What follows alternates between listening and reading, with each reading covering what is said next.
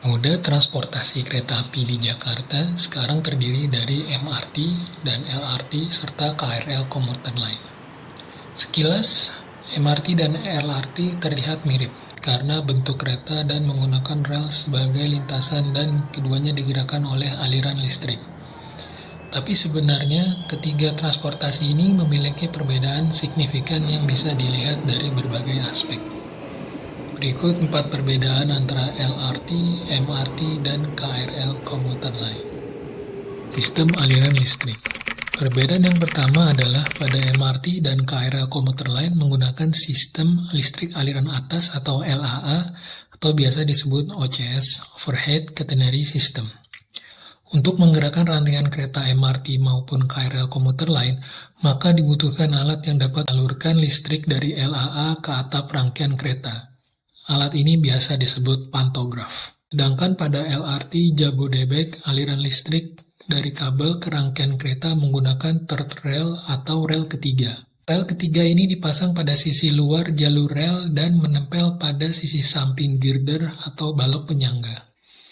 Tujuannya apa sih? Salah satunya untuk estetika perkotaan yang ada dan cenderung lebih aman misal akibat cuaca hujan deras dan angin kencang. Daya listrik. Total daya listrik yang dihantarkan untuk menggerakkan rangkaian kereta LRT Jabodebek adalah menggunakan tegangan 750 volt DC. Sedangkan untuk menggerakkan rangkaian kereta MRT dan KRL komuter lain menggunakan tegangan 1500 volt DC. Bagaimana dengan kereta cepat US? Kereta ini menggunakan tegangan 27,5 kV AC. Kemudian dari kapasitas penumpang. Karena dayanya yang lebih kecil dibandingkan dengan kereta MRT dan KRL komuter lain, bentuk kereta lebih kecil dan kapasitas penumpang LRT Jabodebek adalah 600 penumpang. Sedangkan kereta MRT dan KRL komuter lain mampu mengangkut sampai hampir 2000 penumpang. Bagaimana dari sisi kecepatan?